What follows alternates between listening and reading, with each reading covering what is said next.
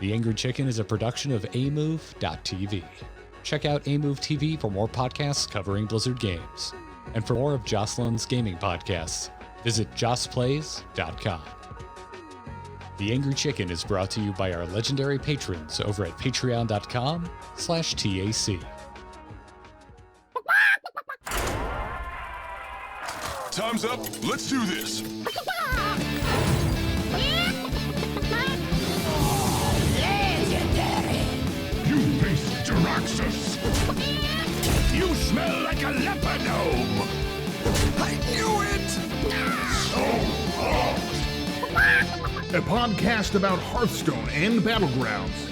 This is The Angry Chicken!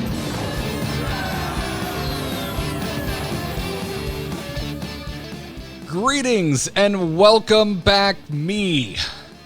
That's what I've got this week. This is The Angry Chicken. I'm Garrett Weinzierl, here as always with Jocelyn Gardney. That was a really, really weird way to say my name. You are out of practice, sir. I am out of practice. I missed you. I missed this show. I missed our listeners. Thank you and thank Hat for filling in. Well, thank Hat for filling in at the 11th hour. You were supposed to be here I'm always anyway. here. So you know what? I'm not going to thank. Of course, I'm going to thank you. You did everything on top of like your normal duties last week. You did all the things. So, Joss, Duty. It's classic. It's back. It's like I never left. Right? It's like I never left. It's great. It's good to be back, everybody. And just in time to leave again. I will be gone again next week. This one was planned. I knew this one was coming up. But yeah, Joss, who do we have that will be doing their best Garrett impression next week? Oh man, I'm so excited. We have Jonathan Vigil coming to join us next week, and he is a returning guest here on TAC. We love it when he's here, so I very much enjoy hosting with him when you are not available, Garrett. You know, there's pieces of me that Vigil and Hat can really help fill. Obviously Hearthstone, or they wouldn't be on the show. Yeah, bad choice of words. But I'm gonna keep rolling with it. I hear it. I don't care. I continue to continue this. I choose to continue this podcast. You know, obviously Hearthstone is in that Venn diagram, but you know, when Hat's on, he can keep the cocktail and liquor analogies rolling. And when Vigil is on, he can keep the music analogies that go over Jocelyn's head rolling. He really can. Oh man, guys, I'm so bad at music. I don't know why Vigil is my friend. Which means, folks, if you want to be a guest host on The Angry Chicken, we are accepting applications for people who are interested in Hearthstone, but also cars. That's the one we haven't checked yet. We haven't checked that one. So many things that I won't understand. Looking for a car enthusiast who also likes Hearthstone. That would be wonderful. Thank you very much. And then we'll start a spin-off show called Cards and Cars. It'll be great. Ooh, fancy. It'll be real good. Well, I think we're going to need a spin-off show, and we might even need a new intro because we got a new mode. So now we've got to get Brode to say it's a show about Hearthstone and Battlegrounds and duels because we're going to do 3 hours a week now. Let's go. Are you saying that I need to write an email that says, Brode, we got a new mode? Yes, that needs to be the subject. Great. I like to think that... We are not name dropping, by the way. I don't talk to Ben Brode that often.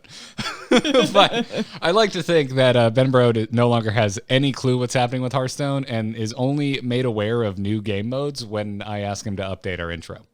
Yeah. Yeah. That's it. He's just like, oh, wait, there's a new mode. That's my Brode impression, by the way. I was not far off. Just got to get real deep and a little excited. So I'm not even going to try. But yeah, so Hat and I got a chance to actually talk about duels last week, but obviously we didn't get your thoughts. So you can get my thoughts on Jack. Yeah. Well, yeah, I mean, there's so many things we didn't get your thoughts on, but yeah, duels specifically. This is again our second new mode in a year, and what do you think? Like PvP dungeon run, was this even on your radar? No, not in the least.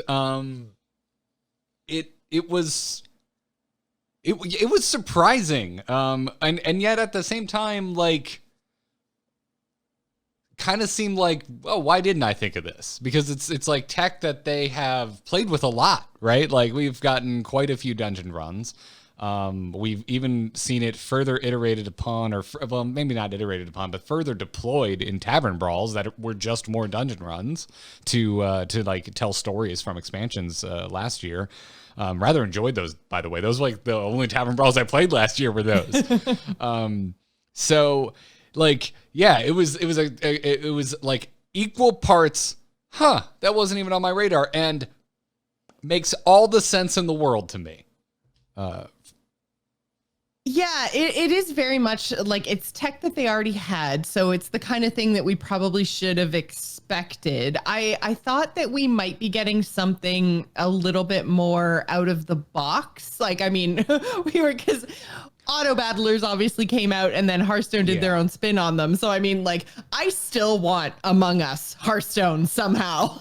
Like, I want to play characters and be calling out like WoW lore characters. Like, that's how I want to. That's how I want to live my life. I'm telling you, everyone would just say Bob is sus because how many players are in Among Us? I don't even know. I still haven't played that damn game. 10. 10. Whoa. So okay, show's over. We need to stop right now. We're gonna go play Among Us, guys. This is now an Among Us stream. I hope you enjoy. This is gonna be very. You know what? Actually, that game would probably work pretty well audio only. For like the podcast audience, it might. That wouldn't be the worst game to try and translate to an audio experience. But it's where the hell was I going with? Oh, the Among Us thing. There's 10 players, Joss. Everyone's gonna accuse Bob, or at least a decent amount of people are gonna accuse Bob, because with 10 players, there's a good chance at least like 3 of them just had terrible experiences in Battlegrounds, and they're gonna be blaming the bartender. Obviously. That's what's going to happen. That's because I already yell Bob is sus when I get bad rolls in the tavern when I'm playing BG. So here we find ourselves. There you go. You're all ready to go. But yeah, I thought it would be something more in the vein of taking a currently popular game type and doing a Hearthstone spin on it, as opposed to taking something that's been in Hearthstone for a while and giving us a new way to play it. Because that's basically what they did, is they gave us a way to test our dungeon run skills against a real opponent instead of an AI boss. And I'm still kind of on the fence about that, just because I'm a terrible deck builder. So I don't think this is necessarily the mode for me, but I might warm to it eventually. And I think it's still kind of missing that one thing, which is the challenge your friends portion of this whole mode, because I think that's what a lot of people wanted to do, was not necessarily pushing it all the way to like tournaments and esports and stuff, but just be able to say like, hey, I want to play a dungeon run against like Garrett for funsies. Like, yeah, I mean, I would like both. I mean, in terms of like, who knows? We're not game designers. We don't work for Team 5. Who knows what's difficult, what's easy, etc.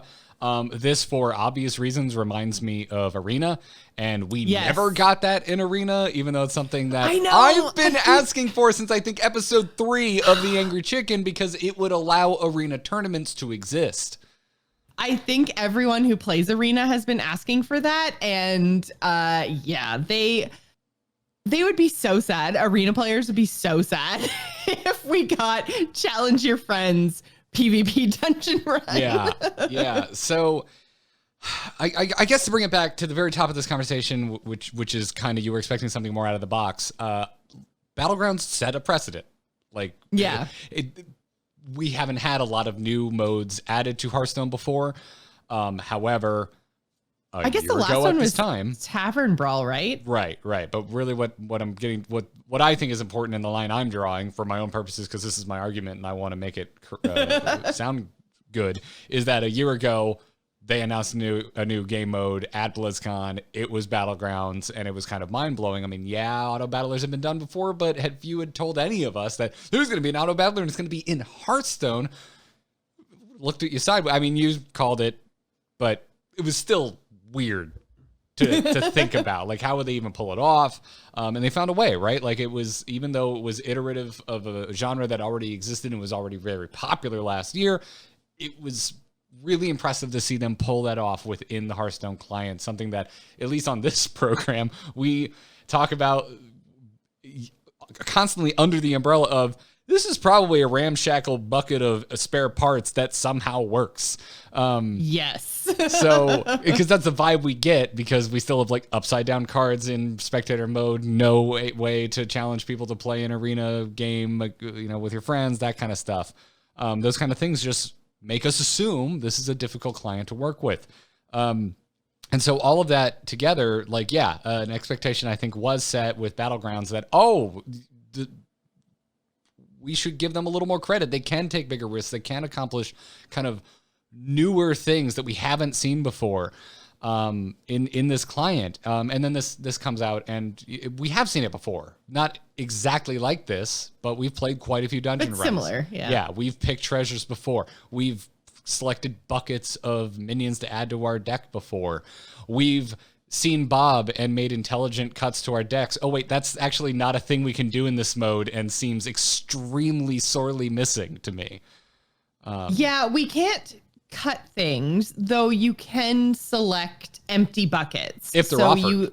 They're not always offered. Yeah. I've had it offered once, and I've played like 20 games of duels. So yeah, I thought it was a mistake, to be honest. When I got it, I was like, oh, is this glitching? Because there was a glitch as Paladin where some of their buckets would just be empty. Not the on purpose empty, but the whoopsie doodles, this is a bug, empty.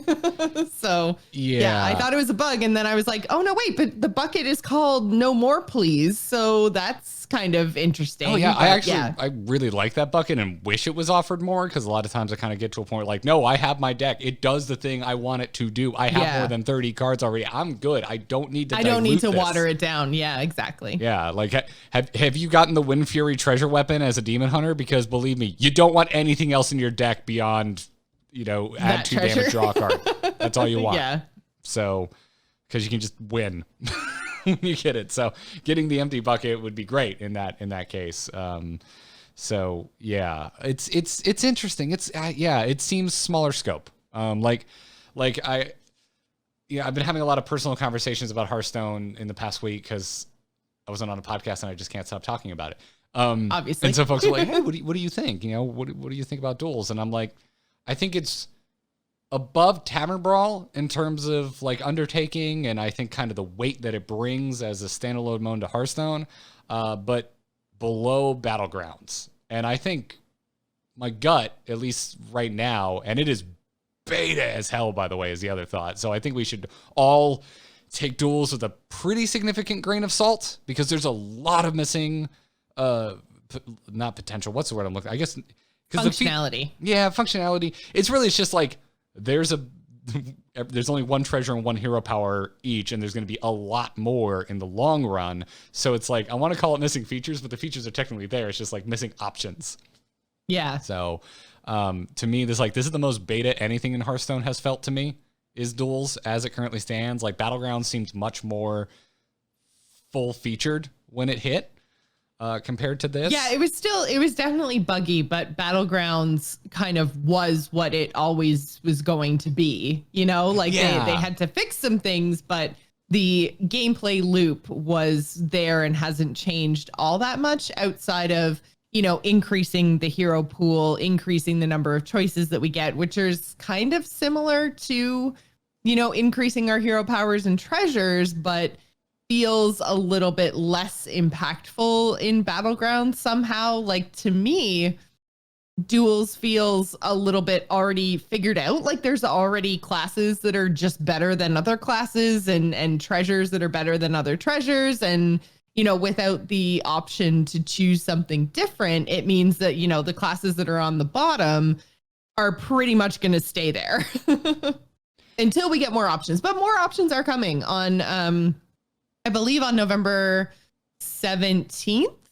Yes, with the launch of the new expansion. Yeah, if you haven't read it, folks, I've included a link in our show notes, which we haven't mentioned in a while. Go to amove.tv or just go to angrychicken.com. Click on whatever episode you're looking for the show notes for. We always link them, and anything we reference or source, it's there. But VentureBeat has a good interview up right now with designers Nat Pagel or Pat Nagel. Pat Nagel. I saw Nat Pagel in the notes, and I'm like, I'm not gonna fix this. Thanks, Joss, because now here we are stumbling over my mistake. Yep. And John McIntyre, they're talking about duels. Also, Madness at the Darkman Fair, which I haven't spent as much time thinking about because I can actually play duels. But I'm going to probably ask a lot of questions for clarification this week, by the way, everybody. I'm sorry. That's fine. You're allowed. But I'm a little more out of the loop than I usually am. But whatever the case is, Nagel said, this is every time Pat comes up, it is so difficult for me to say his name correctly. Yep. Nagel said that they're going to be adding another hero power and another signature treasure per hero when Dark Moon releases on November 17th. So in the grand scheme of things, it seems like a little, but in terms of what is currently available, it's a lot. Yeah, and then eventually we'll get to the point where we have 3 hero powers and 6 treasures for each hero. So like they are ramping it up. It's just that I feel like this is a true beta in the like real true sense of the word, not like a Blizzard beta that we're maybe used to that has that level of polish. I feel like they just wanted to get this into players' hands and let us break it.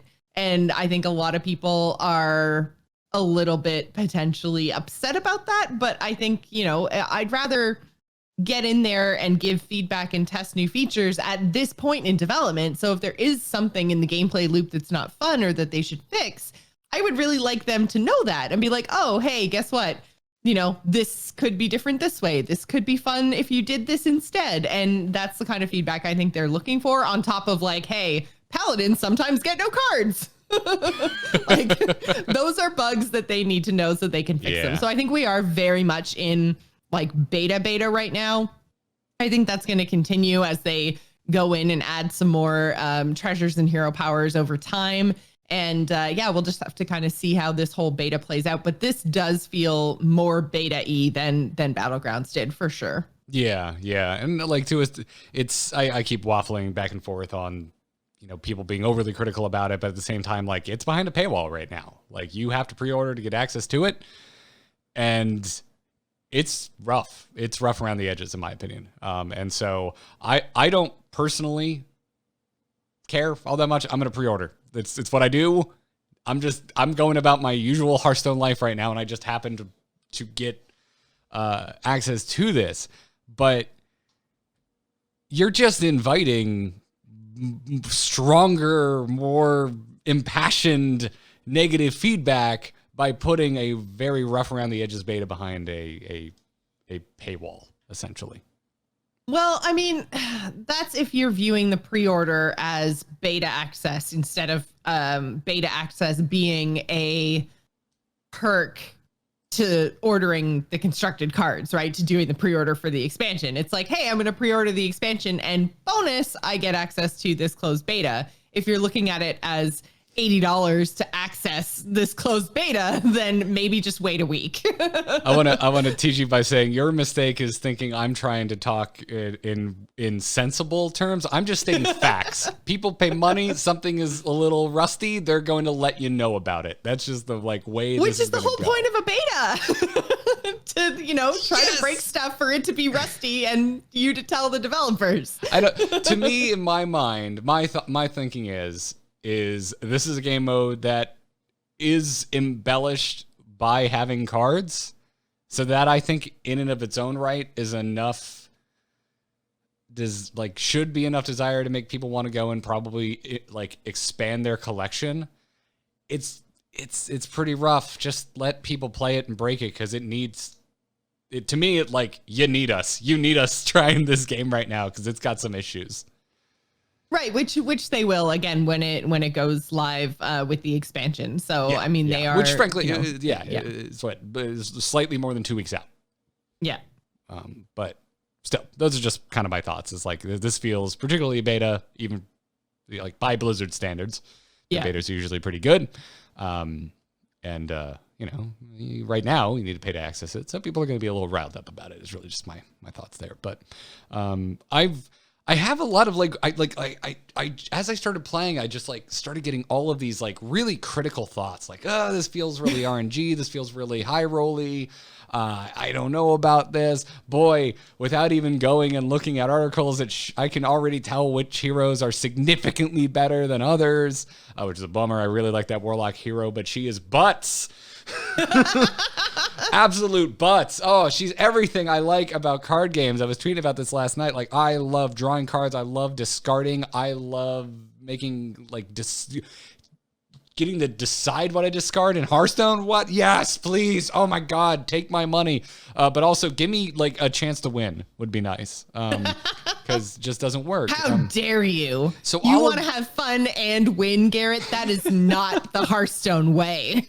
Yeah. So like, I don't know. All these things started coming up, and I don't think I've said this explicitly, but you've probably gotten the vibe, listeners at home, that like I think this has kind of arrived in a bare minimum form. I think this is kind of like, they couldn't have had this be more feature light and put it out. There's a lot of stuff to me that seems like obvious omissions. The big one being the tavern, phase, like the tavern phase that they added in later. Right. I think objectively better versions of Dungeon Run. Yeah, this is the basic bare bones, like first iteration of Dungeon Run that we ever got. And I think both you and I agree when it comes to Dungeon Run that the later iterations of the mode, like against the AI, were better. And a lot of that was around adding in Bob's Tavern to your, was it every three? Like every three selections or something like that. I feel like that was about it. It wasn't every other. I feel like it was more I think interspersed, but yeah. 2 or 3 per run, I think, is what you ended up hitting in total if you actually did a full run. But it's still like it added just one more layer. And to me, like it really addressed a lot of my issues with the buckets and the treasures just being really high rolly and not being able to kind of fine tune my RNG dependent deck. So I liked it a lot. But anyway, my point was I was kind of leading up with all of these like nitpicks and these critiques to end on, I can't stop playing it. It's kind of where I was already kind of over standard, and this didn't help like at all. Like Hearthstone to me now is Battlegrounds interspersed with duels. Which I'm really glad that there's something for you, because I've had basically the exact opposite experience since Elementals came out. I really didn't like the Elemental update to Battlegrounds, and for a while, because I didn't like Demon Hunter, I gravitated to Battlegrounds for a few months there, where that was basically the only way I was interacting with Hearthstone was playing Battlegrounds. And then with the Elemental update, I really didn't like how Battlegrounds started to feel. So I was looking for something to do, and I basically like rediscovered how much I love Standard, and I've been just playing ladder. Like now standard constructed ladder is how I'm interacting with the game. And I'm such a terrible deck builder. Like I feel like I did fine in dungeon runs, but as soon as you put yourself up against real players with ideas that are potentially like outside the box / refined versus the AI, like the AI in Hearthstone's not bad, but it's not a real person, right? So I'm just getting rolled over, and I don't know if it's arena players trying out the new mode or if it's dungeon run players, just, who that's the only way that they've ever interacted with the game. But one way or another, I was just getting destroyed. And I'm like, I know I'm probably not making the best decisions when it comes to choosing my buckets. I obviously didn't have the best base deck to go in there with either. And I don't know, deck building's not really my jam. And this is a very deck building heavy mode, because you not only have to have your first 15 cards figured out, but then you have to make good decisions on your buckets as you go through. So yeah, I don't know. It's not grabbing me the same way that the beta for Battlegrounds did, but I think it's not meant to appeal to me. It's meant to appeal to people like you that like limited forms and choosing things, and I don't know. Well, here's what I find kind of interesting about that is like I liked Arena in the early days. I'm basically done with it. Like I don't really see it ever grabbing my attention again. So is Team 5. Yes, I agree.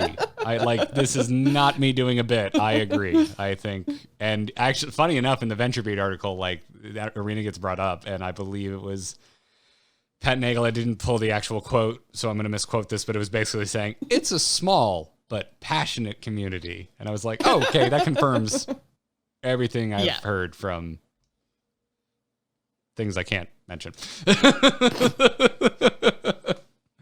But yeah, and then competitors have come out, like Magic Arena is here, and it just gives me the limited I want.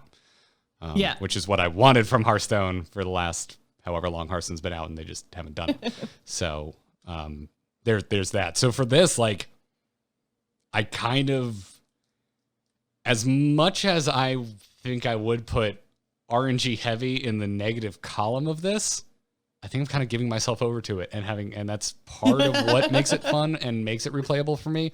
I am not coming to this. So you're saying that you are embracing the RNG. Does that mean that you have positive thoughts about YOGG? On YOGG? No. I audibly swore at the television. Yeah. The word joke comes to mind. This has to be a joke at this point, or they're done with any sort of preface or attempt to make us believe that Hearthstone is a competitive game, is my thought on YOGG. Yeah. Also, in the same day you announce duels, I go, why isn't this just a duels card? Why don't you get duels? Duels is your chance. Your chance to get the shit out of your system. Keep it out of constructed. What are you doing? Why? Why, Jocelyn? I'm sorry, guys. I opened the floodgates. I didn't mean to. You opened the puzzle box. You've opened it. You've opened it. You've done YOGG so many times. It always ruins esports, and it's going to ruin esports again. I swear someone is going to win like $250,000 based on that 5% YOGG roll. And I don't even know. Yeah. I got nothing, man. I'm done. Like, I'm watching StarCraft again. That's where I'm at. That's fair enough. That's fair enough. I mean, I'm still going to enjoy Hearthstone esports. Those are exciting moments to watch. I'm glad you will, because the players aren't. I know. And I am exactly the person that they're aiming for with these like big, crazy RNG moments. But I almost wish that for esports, they just didn't tell us, but they turned that 5% to 0%. Like, just tweak the card in the background, play on a tournament server, don't tell anybody, so we can still have those like, oh, what's it gonna do? Like spectator moments, but no actual games will ever be decided by that card.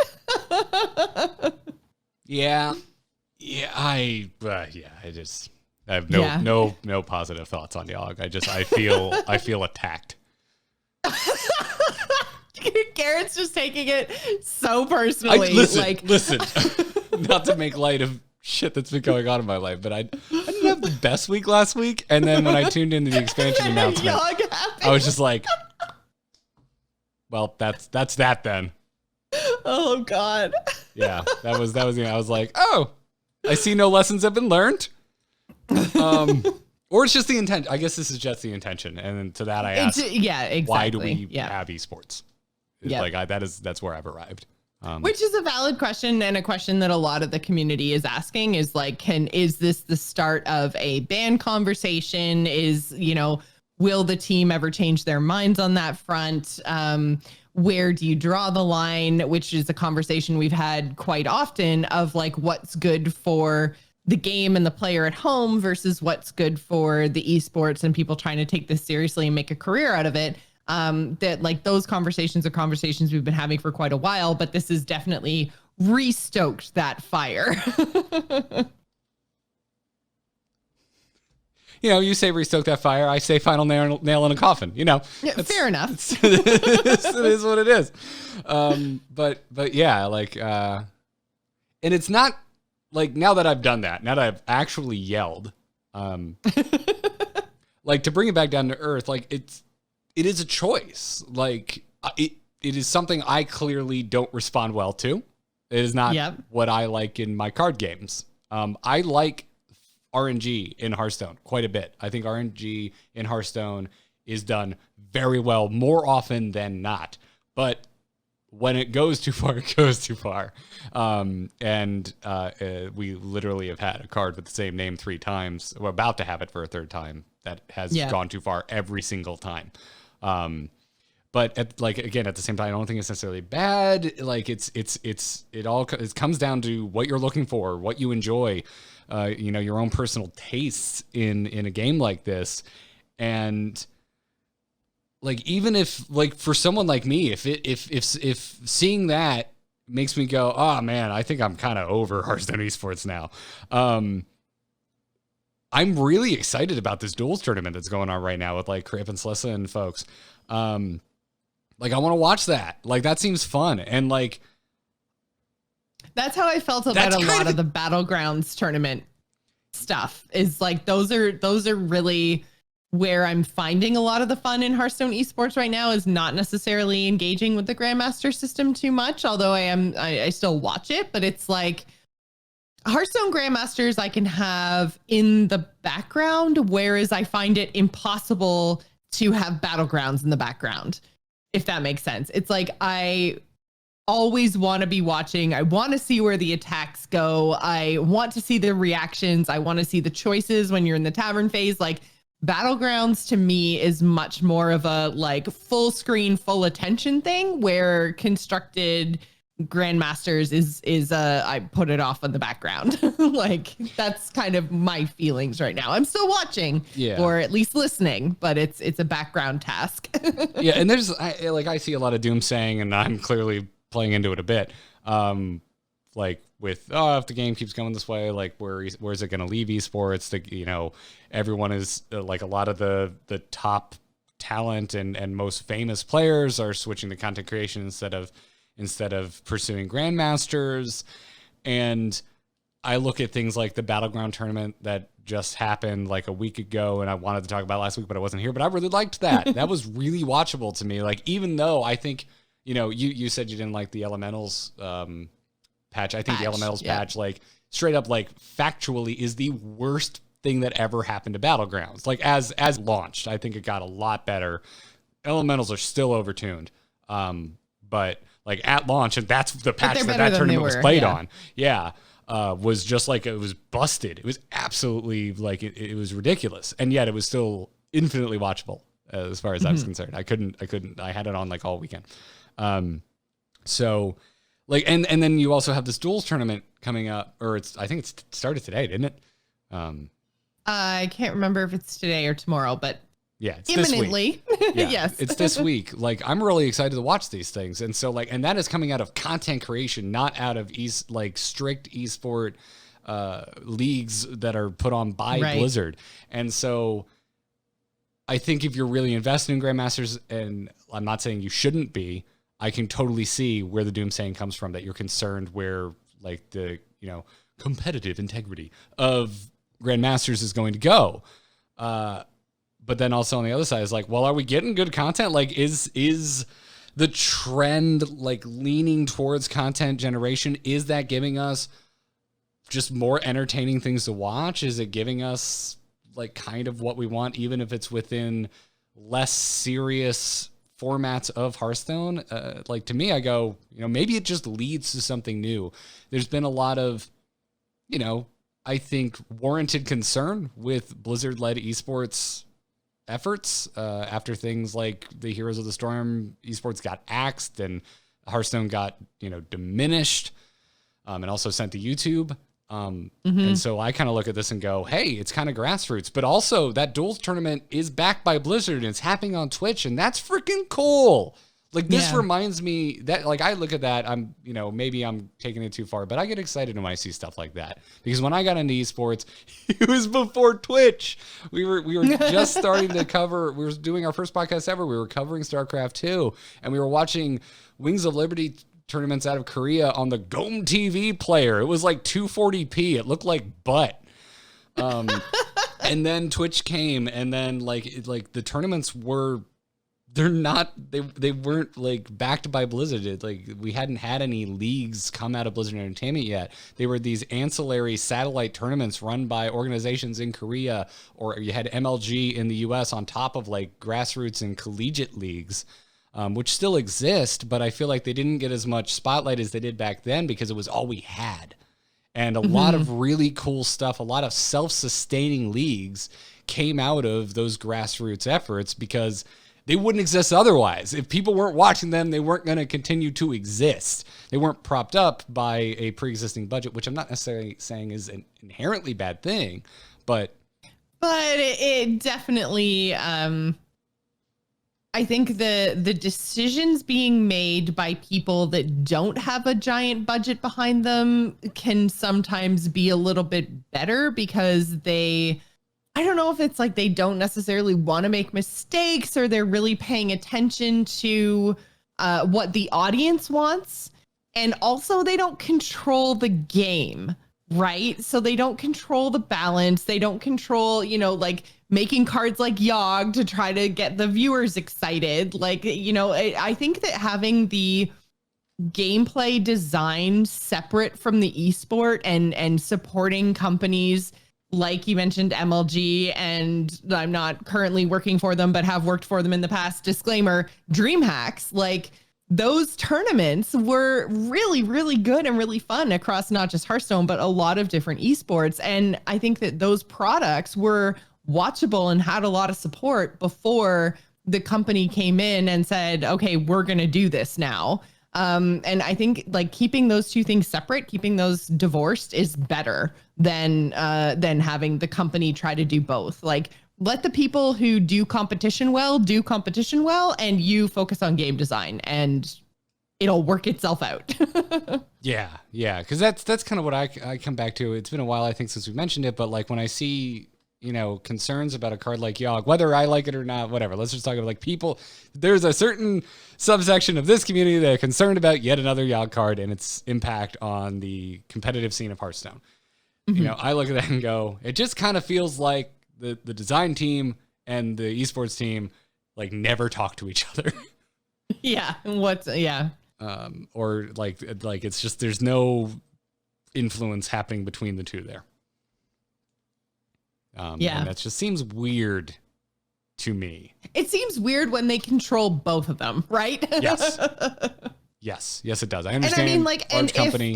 But if Blizzard, because Blizzard has kind of said we don't want, banned cards in tournaments. If you take esports away from Blizzard and have these other outside companies, then they can say no YOGG in our tournament. Like, so, it's again, taking that corporate hand out of it and doing what's best for competition in the game. Like they could literally just say, okay, we're not going to play with any of the 10 mana old gods, like legendary old gods banned from this tournament, and just see how it goes. And, get players involved, get viewers involved, like see, do the viewers want to see crazy stuff like that? Do the players want to play crazy cards like that? And you can have those kind of back and forth with the community. And like you mentioned, they can be grassroots driven, like they're very much like from the ground up instead of, from the top down. And, both players and the audience kind of being dictated to as in terms of like, this is what you're going to watch and you're going to like it. Because if you don't like it, there's nothing else. Yeah, which again that's the other thing. It fosters competition, right? When it's not all controlled by the company. Then, somebody doesn't like DreamHacks, they can go, oh, well, what I do like is like Fight Night or whatever the MLG thing was. Oh my God, Fight Night, jeez. Just. Yeah, like. You got your archaeologist hat there, Jocelyn?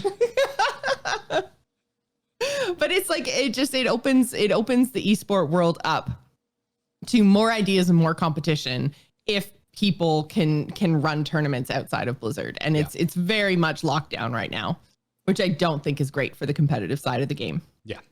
And then on a positive note, like I just want to re-highlight the fact that like there's clearly some Blizzard backing happening with this duels tournament that's being put on by content creators and being aired on Twitch. And I just find that very exciting. That's the kind of thing I look at. Like, yeah, like all you can have. I am not discounting any concerns about GM, about competitive Hearthstone as far as constructed is concerned. But in terms of just kind of the health of like having players duke it out in any Hearthstone mode on a live stream format, that is cool. That looks healthy to me. And it surprised me at the end of the day. So I thought that was cool. And somehow we got there from duels. But I mean, it's sorry. I made the mistake of bringing up YOGG. I will own that. It's not a mistake. This is a podcast. This is what we're here to do. This is what we are here to do. And so, yeah, like I said, like these four thought, it's an echo of the duels thought, which is like, yeah, I have all of these critiques and concerns, but I can't stop playing it. And with the duels tournament, I'm going to watch it. Like, yeah, like there's some cool stuff here. And the way that it is set up, I feel free to roll around in the insanity of it. So I'm just like, yeah, whatever. Like, yeah, okay, it's really RNG dependent, at least at the moment. But you know what? It's kind of the point. Like, I'm just gonna it has that one more run quality, because it's like, oh God, like right after I get done watching the paint melt off my walls because of the words that came out of my mouth from the thing I just died to on like win 3. I just snapped right back to, but maybe I'll get to build that deck next run. Boop, go. Like, right? It just has that quality, and Battlegrounds has that quality too. And there's like a buy-in with these types of modes where you just know, like, that's the mode. You're not playing it if you don't like that buy-in, right? So I dig it. Like, again, like whatever. Take all my critiques. Bottom line is, I dig this mode. And I'm anxious to see them fill in the gaps that currently exist. So it's kind of where I stand on duels. So, anyways, before we move on, we want to thank those of you supporting us over at patreon.com/TAC, because we just really appreciate it. Show's out for free, always going to be free, but if you like what Joss and I are doing here, and you want to support us, the Patreon is the best way to do so. So go check it out, patreon.com/TAC. It's an opt-in subscription. Whatever works for you works for us. So thank you very much. You'll also get access to things like our Discord server and early signups for our tournaments when we get back to that goal. We're close. Just need a few of you. Go sign up. Be patrons. We're going to be back to it. We'll be doing regular Battlegrounds community tournaments again. If they ever let us fight each other, we could do a duels tournament. You know, the world is our oyster as long as it's patched into the game. You also get access to an ad-free feed if you're a patron, which, speaking of which, Joss, it's time for those ads. So we'll see you on the other side.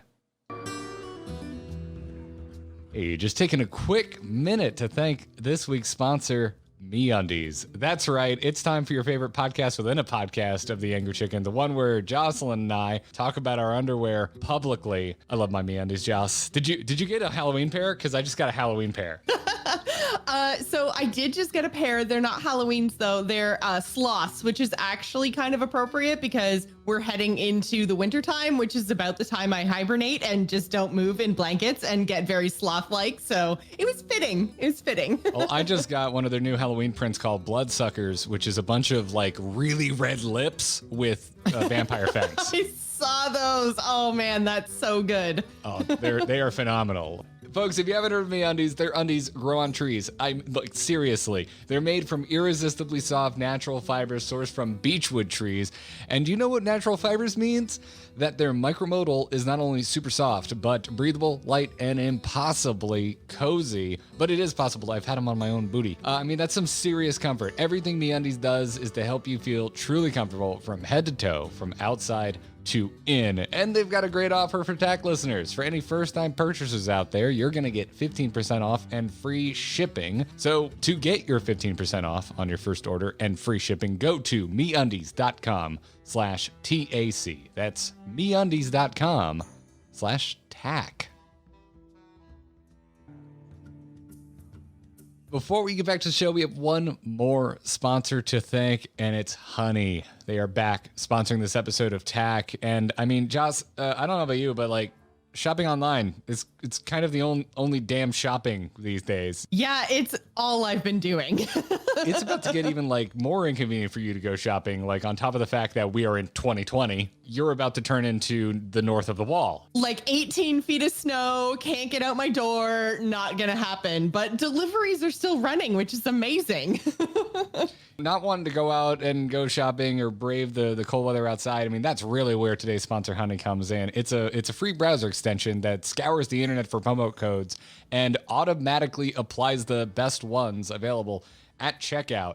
It really does work that simply. To get Honey on your computer, you go for free in 2 easy clicks by going to joinhoney.com/TAC. Joss, we started getting into Warhammer. Painting minis. Ooh, yeah. Actually, Matt, my husband, is very into that right now too. Not Warhammer specifically, but mini painting is a big thing. It's something that has eluded me my entire life. Just like I'm surprised too, but you know, it's 2020. You need to find your bliss, and right now, mine is painting tiny little things of plastic. So Katie and I have both been abusing Honey quite a bit because we're buying a ton of mini paints, and they're not crazy expensive, but saving $1 here and saving $1 there, like it adds up quick. So go check them out because Honey has found its over 17 million members, over $2 billion in savings. It's simple. If you have a computer, Honey should be on it. It's free and works with whatever browser you use. You can get Honey for free today at joinhoney.com/TAC. That's joinhoney.com/TAC. Good news, everyone!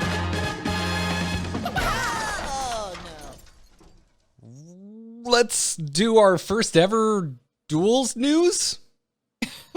Do we need a new bumper? I mean, we'll see how it goes. I mean, like, okay, all right. Can we just time out for a second? Okay. All right. Hey, folks. I just want to share an anxiety with you. Can I share my anxiety with you fine Angry Chicken listeners out there? Is that something that I can do? I'm sure that they're on board. Okay. I don't think it is possible to cover every Hearthstone mode on a single podcast anymore. Any podcast. Unless it's unless it's the 8-hour chicken. Unless that's what we're changing the name of this podcast to. Yeah, it's definitely getting difficult. And we did have Wild and we did have Arena, which and Tavern Brawl too as well. And we tried to cover Tavern Brawl in its own standalone show. Also known as the biggest mistake we ever made in the history of the Angry Chicken. Yes, it was terrible. But I don't actually, it turns out, Joss, I don't actually hate Tavern Brawl that much. I just hated it when I felt forced to play it every week. Not only forced to play it, but also forced to talk about it for half an hour. Yes. There's only so much you can do, but we were so excited about the new mode, and then we didn't get any new modes for a while. So we fell into this like pattern. It was good. It was working. And then now they're like, oh, by the way, Battlegrounds, and oh, by the way, duels, and oh, by the way, there's another new mode coming in the new year before the launch of the next expansion. So that's a thing. Woo! And I'm just like, Hearthstone, calm down. Calm down. We can't cover it all in one show. Yep. So, that's where we find ourselves. So at least for the moment, stuff like this, we'll probably file under news. So, this change hit so quickly. I had zero firsthand experience with it because I was dealing with a family crisis. Robes of Gaudiness are out of duels, and they left so quickly. I didn't even get a chance to draft it myself and ruin someone's poor duels run. Yeah, so Robes of Gaudiness, if you guys aren't aware, if you didn't get this treasure, this is the passive treasure where your cards cost half, and it was rounded down. So if you had a 7-mana card, it would cost 3, but you can only play 2 cards per turn. Now, I didn't actually get to experience it in the actual mode, like in duels, but I have played it before in Dungeon Run. And in Dungeon Run, it was the card that if you found that treasure, you just picked it. It just was the best. Because at first it sounded like maybe it would not be so great because you did have the 2 cards per turn restriction, but you could just draft a deck that was all like 8, 9, 10 mana cards, and you're playing them on turn 5 and you would destroy. So I don't really know how Robes of Gaudiness got into this mode to begin with, because they were OP when you were playing against the AI. I don't understand how that got past the designers, but yeah, they were in for like maybe 24 hours and then gone. Yeah. Yeah. It was a snap pick for me too. I think like Dollar on Heist. I was just like, where is it? Where is it? I need it. Go. Yeah. It's a very, very powerful effect. Yeah. But it's exciting to see hotfixes like this, on something that is in early access essentially. And is like so clearly a beta. Yes. But I think that's cool that they're like, okay, yep, nope, we got you. That was a mistake. This was a bad idea. Yep. Yeah. Yep. Now, hey, if we could make the next Genie issue in Battlegrounds get fixed that quickly, that would be wonderful. Yes. I'd be very into that speedy recovery. And then the other thing that came out this week, which I found really interesting just from like a animation design standpoint, but also the well-being of your player base standpoint, is that there was some talk going around about the hero power animation for Mozaki being a concern for anyone who has epilepsy, because it makes the entire screen flash white. And the concerns about this were brought up on the Hearthstone subreddit. And our buddy / community manager for Hearthstone, Chris Atalis, replied saying it will be fixed with the Dark Moon patch. So it's on their radar, but would appear to me to not be the thing that's as simple as hot fixing out of the game. Yeah, I'm just looking at this now because it's not something that I had really seen, but I can see how crazy bright it goes when it's doing the effect. And I've played against a mage, but obviously as someone that this doesn't impact, it hadn't really, like, I hadn't noticed it too much, but seeing the, like, just the frozen screen of when the hero power is in play, like, that's a big flash. Yeah. So that's cool that they responded to that comment so quickly, and that they're going to be dealing with that. So expect different Mozaki animation when November 17th hits. No. And then the final bit of news this week is we have lost another member of Team 5. Dave Kosak has left Team 5 and is joining Deviation Games. I saw the news. Like, I saw Kosak's tweet, and he's like, all right, sorry, folks, I'm leaving. And I'm just like, Second Dinner or Dreamhaven? Nope. Right? Deviation Games. There's also now War Chief. Yeah, War Chief Gaming. That's Metzen's project. And then there's the StarCraft devs went to Frostwall or Frostworm or Worm. I think there's something cold in the name. Yeah, something like that. Yeah, but they've announced that they're going to be making a new RTS. Which is bonkers to me. But yeah, no, Psych, Deviation Games, which I had never heard of until Dave's announcement. And then went and looked at it. I don't think anyone had, because when I saw the announcement, it was about 12 hours after he had posted it.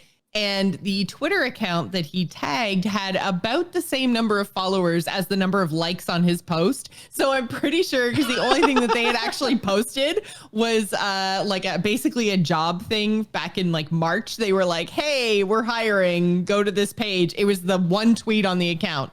And then Dave tweeted out that that's where he was going. And it was like and follow, which is exactly what I did. Yeah.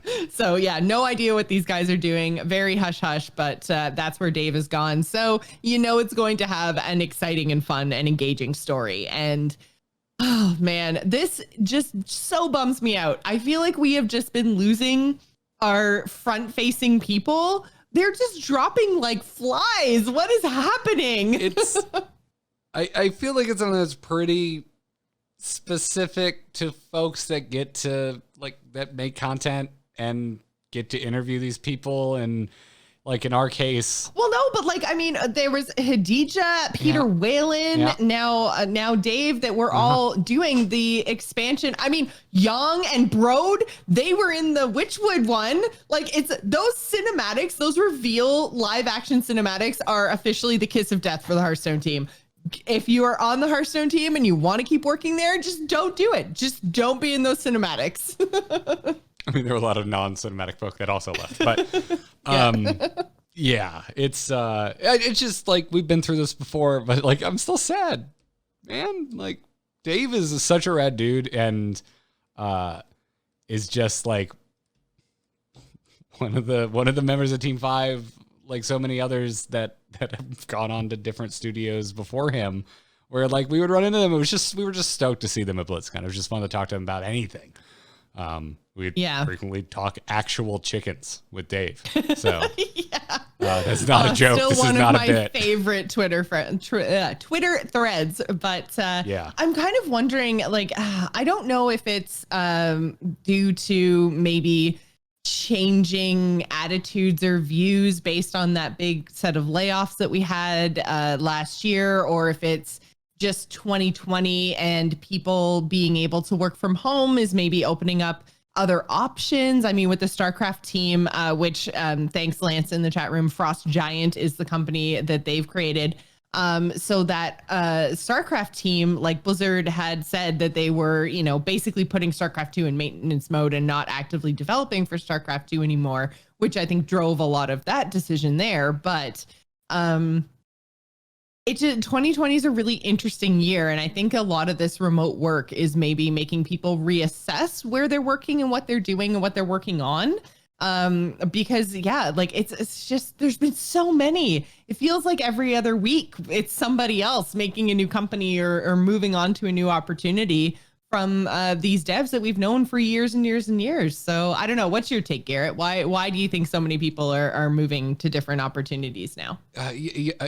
I realized that I am about to say this on an episode where I literally yelled about a third YOGG card being printed, and so maybe trying to put myself in a spotlight of trying to be calm and collected to look at things objectively is detrimental to my case. Maybe isn't going to work this week. Yeah, but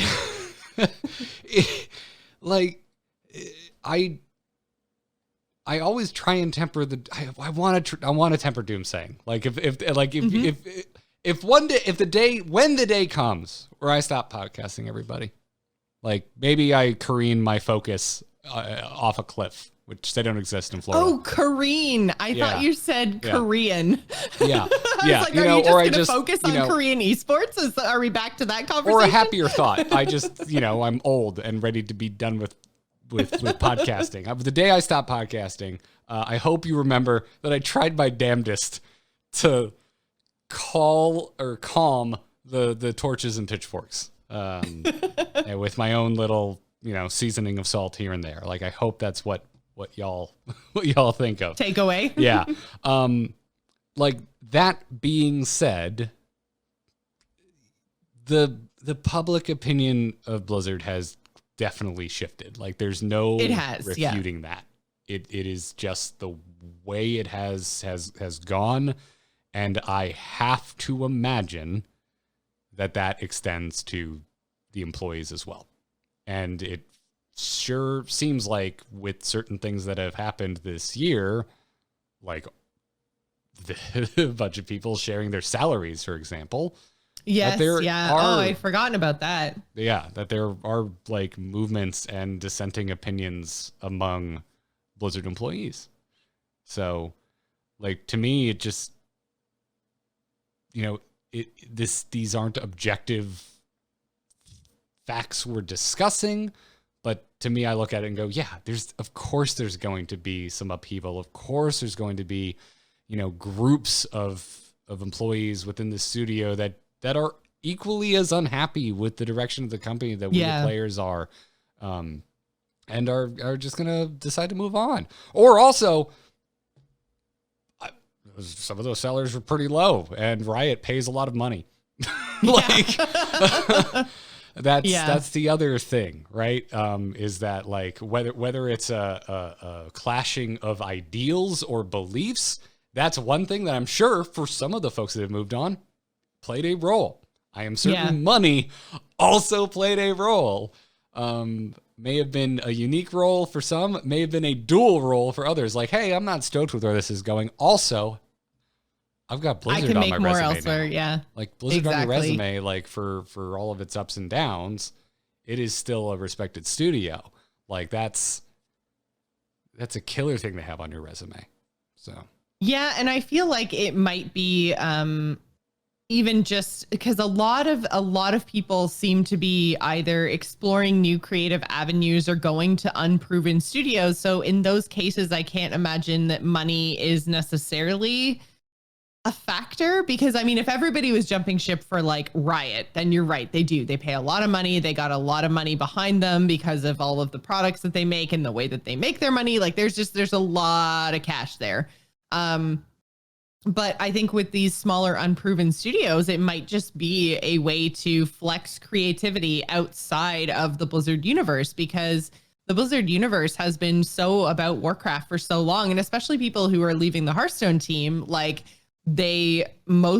some, or not all, but some came from the Warcraft world. So they've been building in orcs and elves and humans and dwarves for so long. Maybe they just want to explore something that lives outside of the Warcraft universe and the Blizzard universe. So they just want to, try something creatively different. So I don't know. I'm interested to see what all these studios are going to come up with and how these things are going to go. But I don't necessarily think it's doomsaying for Blizzard. I think that there's plenty of talented people that still work there, very passionate people that still work there. And I am looking forward to seeing what they do in the future and who they hire to replace these people, because, it could be creating opportunities for people to step up from the existing Hearthstone team. So I'm looking forward to seeing what happens after all this. But man, Dave's going to be missed. Yeah. Yeah. He was just a constantly always upbeat and happy. Like, I don't know where that man found the energy, but he was just so stoked all the time. Real, Doc Brown from Back to the Future energy. Yeah. Which I really respond to. Yeah. So like, this is the first time I remember Dave Kosak's name coming up in regards to Hearthstone. Like, I know he was there since Mean Streets. That's when he came on. But for me, it was the single player for Knights of the Frozen Throne, which I remember like as a raging Arthas fan, I remember just being finding the writing of the dialogue just so hilarious. Like, there were so many good in-jokes that like only a total nerd that you previously wrote for World of Warcraft could have like written that in just absolutely insane dialogue. Yeah. And so like, I am certain it was more than just Dave working on that, but I attributed it to Dave. And then that at the end of that year, I think was the first time he came on the Angry Chicken. He crashed the live Angry Chicken recording at BlizzCon in the Hilton Ballroom. And like, just like as kind of the story is with everyone we've had, we've been lucky enough to interview from Team 5. They're just rad people. They're just really, they're not pulling the wool over anyone's eyes. Like, Hearthstone has a brand. It's whimsical, goofy, zany, and a little dark if you look for it. And like, that is everyone I've met from the team. Like, that's the aesthetics that they all kind of exude. So so I get bummed when they leave, because like we just like chatting with them, like, and for some reason they still like chatting to us even though I scream at them about YOGG. So it's cool. Yeah. Gonna miss Dave. I miss them all, Joss. Yeah. I feel like our friends at the end, and some of them actually are our friends. Yeah. Linz, if you're listening, you can never leave Hearthstone. Don't do it. Oh, we should talk after the show, Joss. We should talk after the show. Yeah. So with all that in mind, let's check in with Battlegrounds as we near the end of this episode.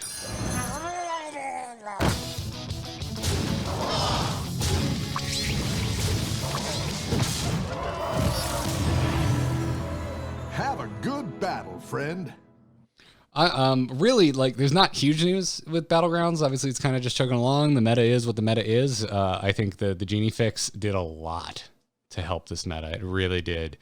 As I made light. Yeah, it was terrible. It was so toxic. It was so bad. It really was. Like, yeah. And that's, again, like, trying to, like, when I say stuff like it's the worst thing that ever happened to Battlegrounds, that's true. I still played the crap out of it because it's still fun. Yeah. Like, that's two things can be true at the same time. It's still fun, even though I think it was the worst patch the mode has seen. And I still think we're in one of the most volatile metas we've ever been in. The hero average placement has really been shored up. It's great. There's a nice kind of spread all throughout.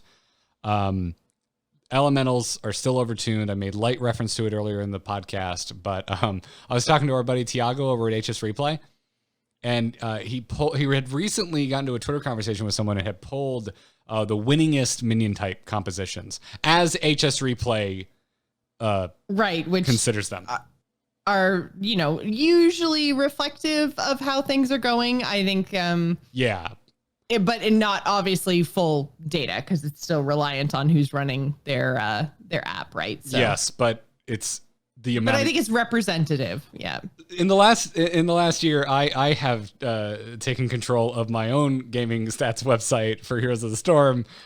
So by comparison, HS Replay has so many games like I can't even fathom the amount of data, having that much data. It is insane how many people play Battlegrounds and also upload to HS Replay. Again, not sponsored, just like their site, and I like stats, and they have them. So, Tiago got into a conversation with someone on Twitter about the win rate of minion type compositions.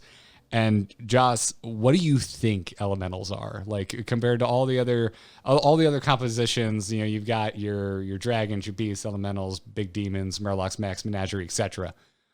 What do you think the percentage is of elementals winning the lobby?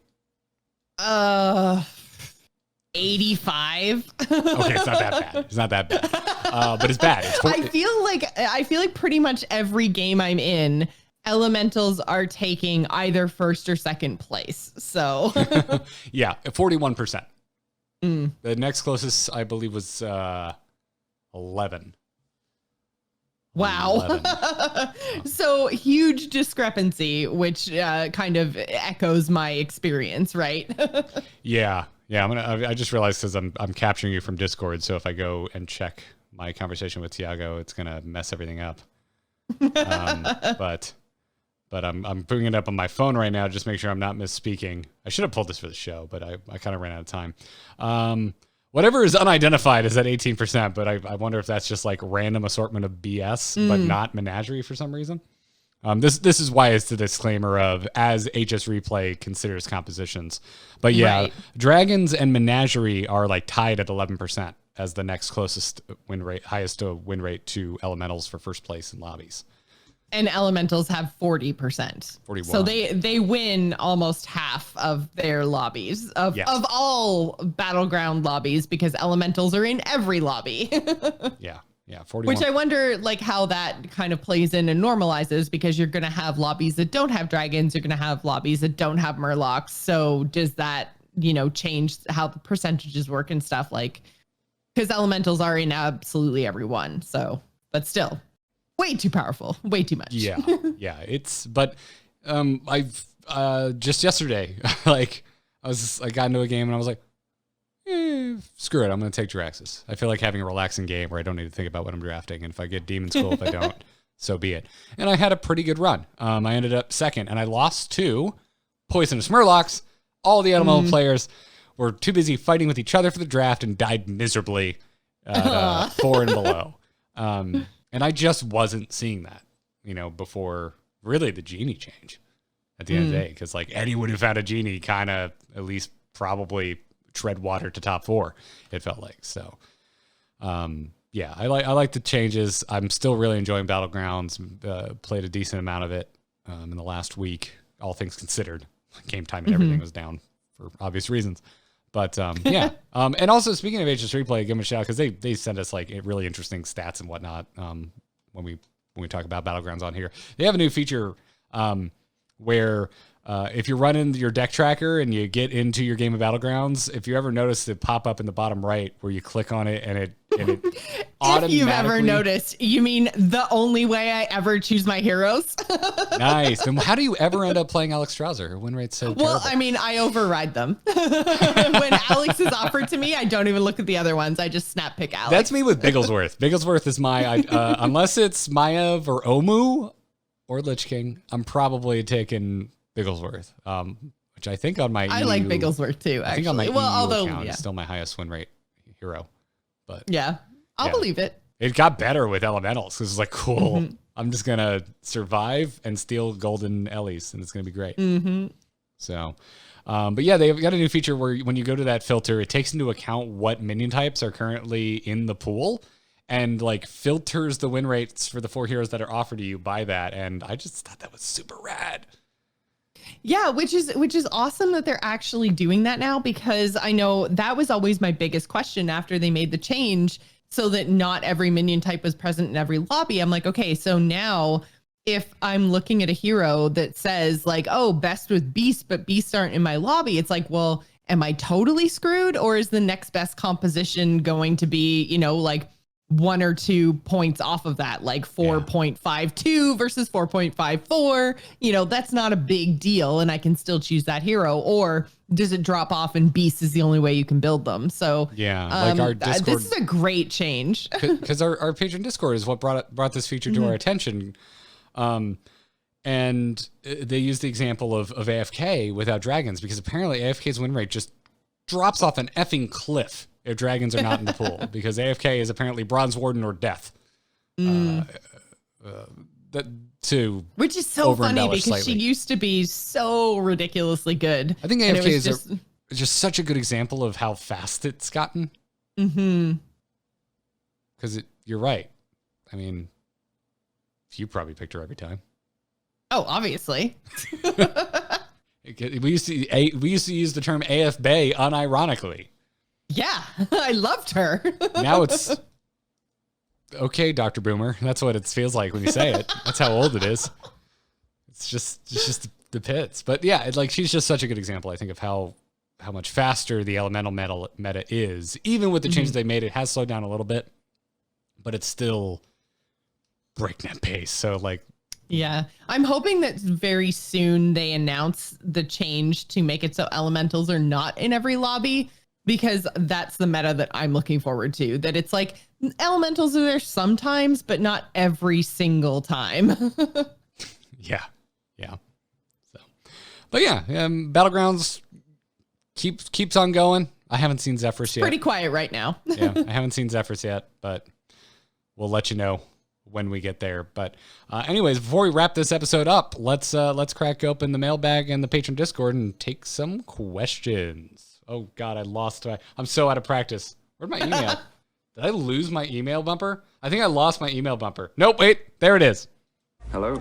Hello, it's me. Hello? Just quickly, do you get my message? Yep. Oh. Hello, brother. You can send your emails to tacpodcast@gmail.com. If you're a patron, just drop us a question in the patron Discord. You can skip the inbox entirely, or just talk to us in real time right then and there, like we were about the new HS replay feature and AFK being bad when dragons aren't in the draft. Tog Nick writes in and says, how would you incorporate the rotating sets for duels in the new progression system? Or would you like a shop option that highlights the sets that are in duels for players looking to add those sets without having to dust or dig through the menu too much? Yes. I think adding the rotating sets that are currently active in duels is a great idea, assuming that the duel seasons, which I think that they do, coincide to the sets. So I'm pretty sure that like season 1 of duels is going to have the sets that are currently in there. The 4 sets are, I think it's Scholomance, Nax, Kara, and Basic Classic. And then we're going to get Old Gods, and we're going to get Madness of the Dark Moon Fair added when that expansion launches. And that's our season 1. That's our Wizard duels. I think it stays the same, and the progression system stays the same or like changes with expansions. So as long as they line up, I would love to see the old wild cards be added into the progression system somehow and have those like packs like peppered in so that they're earnable, because that's been one of the big questions around duels that I've seen in the community is people wondering like, if I've dusted my wild cards, if I haven't been playing since Nax, like how do I actually build my collection in a meaningful way? And you know, what cards do I craft and everything else? And people are looking for a way to flesh out their collections from some of those older sets. in a way that isn't just like, hey, take all my money, Hearthstone. So yeah, it's very much a question from the community that I've seen is, what if my collection isn't as big? And I think integrating it into the progression system, because all of that timing lines up, I think that would be a really, it would get a lot of positive reaction from the community, I think. Yeah, I think it would too. I think the new progression system, which we really even touch on today, but I don't know. I didn't want to make it just a retread of me reacting to stuff I didn't get a chance to talk about last that week. we talked about, yeah. So, but like I like what I saw. I was hoping for slightly more technical facts on it, which I believe you mentioned on the show last week, if I remember correctly. But. There's still some pretty big question marks as far as we know, or like as far as I've seen. They haven't actually solidified how the XP is going to work in terms of like hard numbers, how much XP you're going to need for each level, if that's going to change over time, in that the first levels will come quickly and then the last ones will be harder to earn, or if it's just going to be a set amount. I get a feeling that it's going to be a set amount because they have the same amount of rewards for every level past 50. So to me, that doesn't make sense. That would be like saying, for your bonus for wins of the day, you get 10 gold for 3 wins, and then you get 10 gold for 4 wins, and then you get 10 gold for 5 wins. Like, no one would be down with that system. You get 10 gold every 3 wins. And I feel like if you're going to get 150 gold for every level past 50, and that's going to be the same for 51, 52, 53 and onwards, then like they have to be the same, right? It has to be every X number of XP, you're getting 150 gold. At least that's the way I think it should work. I would like that as well. But they haven't confirmed that yet. So, overall, though, system looks like something that would definitely make me play more Hearthstone.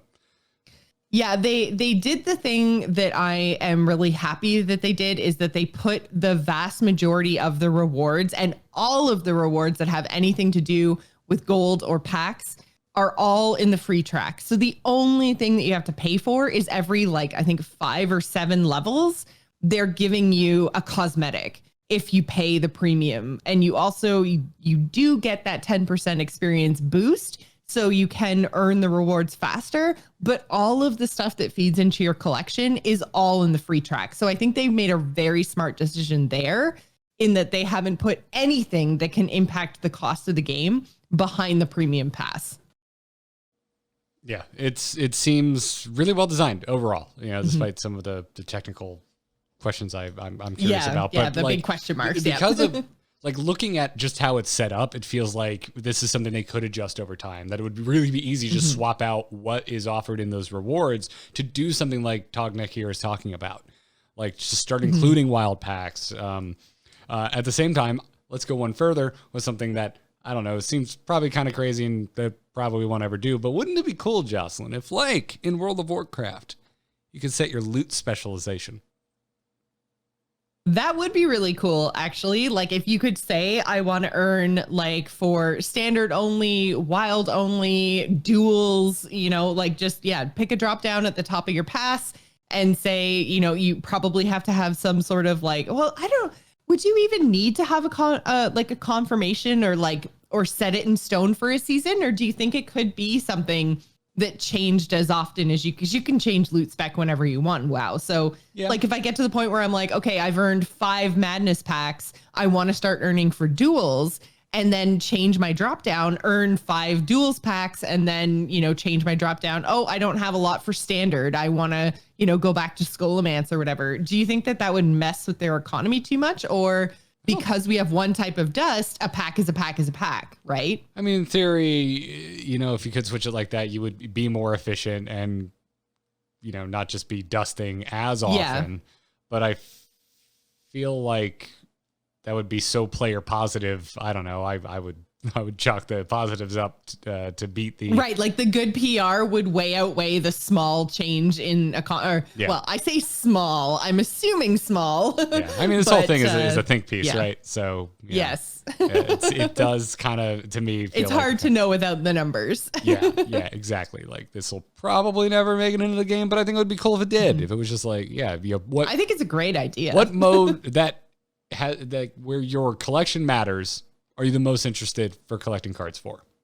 Yeah. Pick from these 3, and that's what your rewards are going to include. And I think that'd be really rad. Yeah, because all it would really impact would be any of the packs and cards that you're offered, right? Like gold is the same, dust is the same. I feel like there's a potential depending on, like, maybe you go for the one that had, like maybe you just go for standard because it's the smallest card pool, because with enough games played, you would actually complete the sets quick enough, and then you could just continue, like, you would know on average how much dust you're collecting. I don't know. Someone smarter than me can come up with a Excel spreadsheet for a complete BS. Say, that's a blog post for some stat-based website. If only we knew one. Yeah, if only we knew one. If only we knew one that was interested in things we pulled out of our butt that aren't actually being added to the game. But yeah. Anyways, I like this idea, Tognick, and if nothing else, like outside of that weird loot specialization think piece that I just burped out of my brain. Again, I like, at the end of the day, I look at this new progression system as something that, like, has a lot of room for adjustments, and I think that's cool. It's just, if nothing else, my God, does it seem more interesting to me than 10 gold? Which I realize you and Hat were talking about, other people like, I'm gonna miss my 10 gold. I'm just like, are you really? You realize I'm usually like trying to be like, hey, this is, like, whatever you like. I'm like, I get it. Like, but like, you like 10 gold? Like, really? Yeah. Do you really like 10 gold? That's the one time. Feels like you're reaching. Yeah, that's the one time where I'm like, nope, I'm gonna let my opinion show on this one. So yeah. Yeah, but you're right. There's so much of the mode. I mean, you can play with how much XP gains you get in the premium reward tier. You can or track, I guess. You can play with how much XP is in each of the levels, how many rewards are in each of the levels, in terms of like how much gold and how many packs they're giving away. Like, there are so many things that you can tweak in this system that I think it's very well designed in that way, because if something doesn't feel good or something doesn't work, they can get in there and change it without having to change the whole entire system itself. So I think, I think it's going to be good for players, and we're going to get to see it sooner rather than later. So I'm stoked. Yeah. Well, who's our final question from? This one comes from Torby Flenderson, who says, with the return of the old gods, can you see any of them joining YOGG as a Battlegrounds hero? I could see Cthulhu with a Nefarian hero power that deals a certain amount of damage at the start of combat, perhaps based on Tavern tier, and N'Zoth would make a good menagerie hero if they came up with something different than what the heroes like Wagtoggle or Rat King already offer. The one I'm having the hardest time picturing is Yasharaj. Then again, do we really need new heroes? The pool is becoming pretty diluted. Perhaps those could replace some of the F tier or never used minions, like the aforementioned, never used heroes like the aforementioned Nefarian or Wagtoggle. So first of all, do you want to see Cthulhu, N'Zoth, and Yasharaj coming to Battlegrounds? Absolutely. Of course. I love YOGG, listen, folks, I love old gods, all right? And YOGG is like my favorite old god. I just don't like his mechanic in Hearthstone. Fair enough. But which is funny, like, he's the most tame in Battlegrounds, a RNG cluster heavy mode, cluster F. Which is just, I find amusing. But yeah, of course I want to see them. I like these thoughts. Cthulhu I feel like is the most straightforward, right? Just the way that he works is like he just deals 1 point of random damage in a very arcane missiles type way. Well, and Torby says Nefarian. I say nay. This is just a better version of the original Ragnaros that we had. Because Ragnaros' issue is it was 8 damage in 2 shots, so it would overkill, and there'd be a lot of wasted damage in a lot of different scenarios. Not always, sometimes you hit something with 8 and you're like, I am a god, but of fire, which is very much how Rag I used am to a work lord. in original. Yeah. But if it worked like Cthulhu and like I'm not. Whatever Cthulhu does, whatever the damage is. Let's use that. Let's keep going with that Ragnaros example. Say it's 16. which is a lot. That would be insane early game. Like maybe it needs a way to grow or scale over the course of the game. Well, and like, so Torby mentions the idea of potentially basing it on tavern tier. So if you hit the button early on, it does, 1 and then 2 and scales all the way up to 6, which I don't even necessarily know if 6 would be enough, because then it's still not as good. Yeah, it's not as good as Nefarian, right? Because maybe make it the same as your turn number, so it does 1 then 2 then 3, or increases by 1 every time you use it, so that it's increases over time that way, but there's a cost. I don't know. I think there's different ways that you can potentially do this, but yeah, I want to see random eyeball animations doing damage all over the place, because I think this is great. It's a good counter to Divine Shield, but you can still like kill things. I think this is a really cool idea, and I think Cthulhu is the most straightforward of all of the old god iterations in Hearthstone. Do we have a Death Rattle hero power? I don't think we do. No. N'Zoth should have a Death Rattle hero power, because that's what N'Zoth's card did in Whispers of the Old Gods. It did in Whispers. His new iteration is he brings back 1 of each minion type that has died. So that's, I think, where the idea of the menagerie comes in, is that, if you hit the hero power, I don't know, once your minions have died, bring back 1 of each minion type, like or when your minions die, like give them Death Rattle, summon a random minion of the same type or something. Like there's maybe something you could play with there. But it would be, I think, probably the most complicated and hardest to word hero power in Battlegrounds. I almost want them to like add a menagerie tag or something to the buffing cards, because it would be cool if then you could make it so that some kind of hero could actually have a way to add those cards. Or get extra value out of the menagerie buffing cards, not the minion types themselves that you're actually building your menagerie with. I wonder if you could have like Death Rattle summon insert stats here amalgam, so that then it would go with whatever your build kind of was, and then it could just like, I'm thinking pirates, like the dude that it, like when a pirate attacks, like you buff it, and that could maybe have a cool interaction. I don't know. It's just I want to make the menagerie thing work, because menagerie is the new way that N'Zoth works. So I would want it to line up with like the Madness at the Dark Moon Fair versions of the heroes, I think. You didn't say that correctly. What? Madness. Sorry. Oh, Dave, come back. Madness. So I think that I would like them to align more with their Madness iteration than with their Old Gods iteration, though I think both are valid, and you could maybe like smoosh them together, like give your minions a Death Rattle and it does a menagerie thing.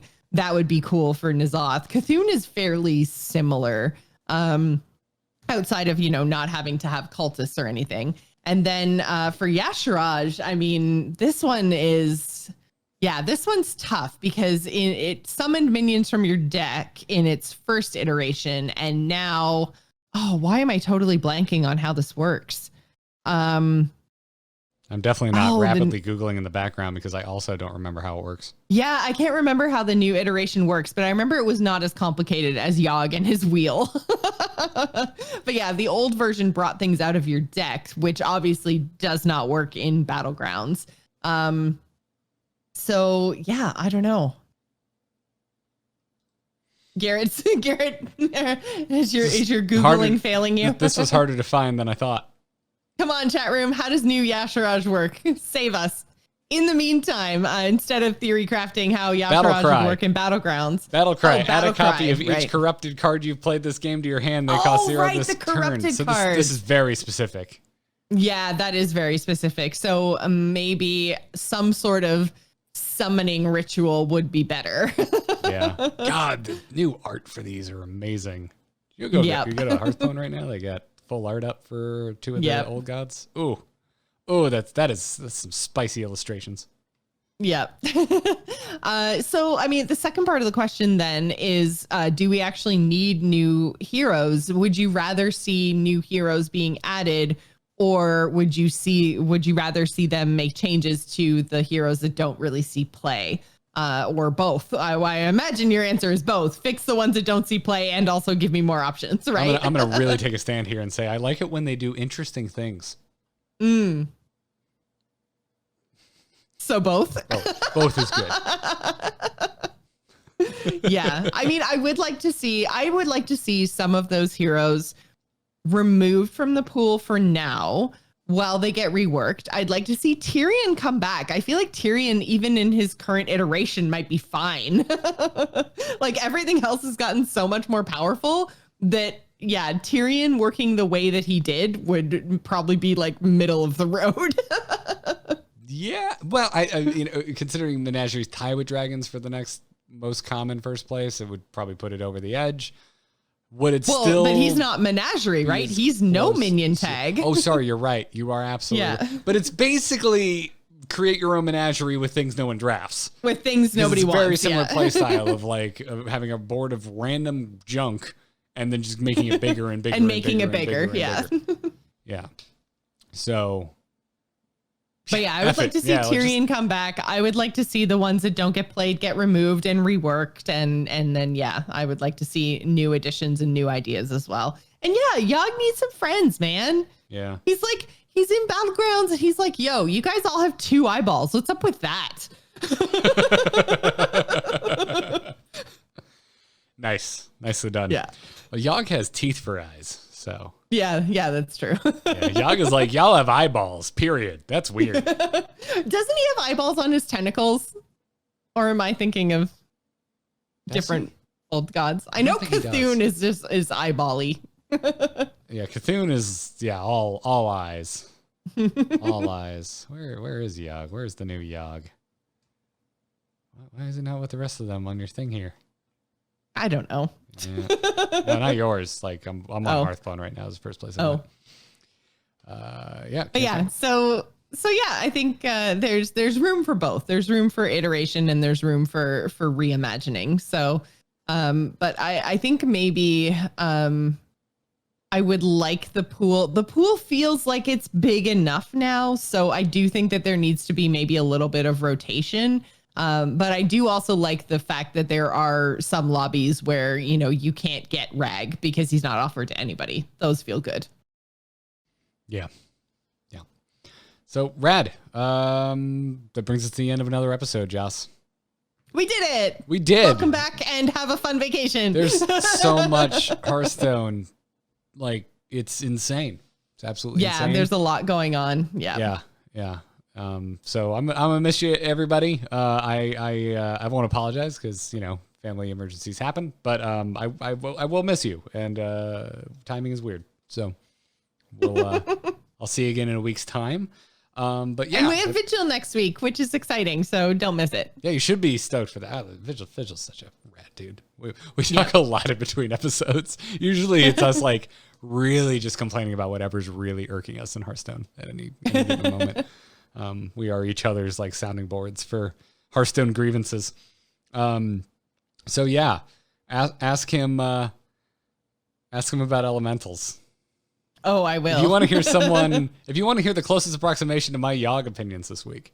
Yeah. Ask Vigil about what he thinks about elementals and battlegrounds. Anyways, that's going to do it for this episode. Thank you again if you are supporting us over at patreon.com/TAC. If you are not and would like to, the Patreon is the best way to support both Jocelyn and myself. We have also been paying our guests for their time. You allow us to do that. So thank you. Thank you very, very much. Check it out, patreon.com/TAC. Huge thanks to our producers, by the way, Declan H and Cheesy Bob. Thank you so much. If you'd like to become an Angry Chicken producer, check out the Patreon. Matter of fact, we could put one more producer. We're just there. We're at Taco is Back. Or just a few of you go over, $1 here, $1 there. We'll get there in no time. It's great. Go check it out. We thank you for the support, everybody.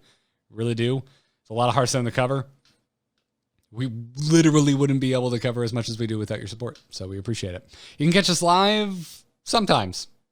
That's what it boils down to. Every once in a while. We're trying new format still things. Working it out. Sometimes the live things work. Sometimes it doesn't. You should probably follow us on Twitter at TAC Podcast. So you know when we're going live. We'll let you know. But before we go, Joss, you don't just do the Angry Chicken. Where can everyone find all of the other awesome stuff that you're making? You can find me on Twitter and Twitch. I'm at Joss Plays. That's JOCE Plays. I have a very playful, angry kitten right now who is just bothering the crap out of me, but I love him, so it's fine. Yeah, so you can find me on Twitter and Twitch at Joss Plays or at jossplays.com. Also, I am going to tell everybody to go follow me over on Twitch because we are doing our Extra Life fundraiser. It's starting this Friday at 8 p.m. Eastern. We're going to be playing Little Hope, which is the next entry. I was going to say sequel, but they're not exactly tied together. But it is the next entry in the anthology that follows Man of Medan. So we played that last year. Little Hope is out this week, and we're going to be playing the co-op version on Friday night. So again, that is twitch.tv/JossPlays, and we are doing it to benefit the Children's Miracle Network of Hospitals. And you can find our fundraising efforts at bit.ly/TGI Extra Life 2020. So yeah, we've got some pretty fun goals over there. And yeah, I look forward to seeing you guys on Friday. Sweet. Everyone go check that out. I'm Garrett Art on Twitter. You can go see me get real sad that the Rays lost to the World Series last night to the Dodgers because I tweeted about it last night. Turns out, Jocelyn, hitting the ball is important in baseball. Oh, that's what sport we're talking about. Yeah, if you don't do that, it turns out you can't win. Oh, interesting. Yeah, and my sweet Tampa Bay Rays, they did not hit the ball, Jocelyn. I'm so sorry, Garrett. That sounds painful. It was game 6. If nothing else, I wanted a game 7. I really did. But everything else, amove.tv. This podcast is over there. Let's Talk About Star Wars is back from carbonite freezing because The Mandalorian Season 2 is just around the corner. We just put up our Season 2 preview episode. I will be gone for episode 1. Tom Merritt and Jenny Josephson will be holding down the fort and putting up the episode 1 episode while I'm gone. And then we'll be back. I'll be back to do the whole rest of the season with them. WoW Killer just put out a brand new episode. If you want to hear me and Taliesin talk about what the hell did we do? Last week feels like a year ago. We talked about pre-patches. We talked about like kind of the history of pre-patches in World of Warcraft. It's a single topic World of Warcraft podcast, so you should go check it out. It's fun and like super because of the single topic nature of it. We get to get uber hyper nerdy about really weirdly specific things in World of Warcraft. So go check that out. WoW Killer, wherever podcasts can be found, and I'll see you tomorrow night for a new Into the Nexus with Kyle. But that's going to wrap it up for this episode. If I can give you just one piece of advice when it comes to duels, this is Garrett Weinzorl stamp of approval for your weekend in duels. Pick the Shaman Hero and grab every bucket that has crackle in it. Until next time, job's done. Job's done.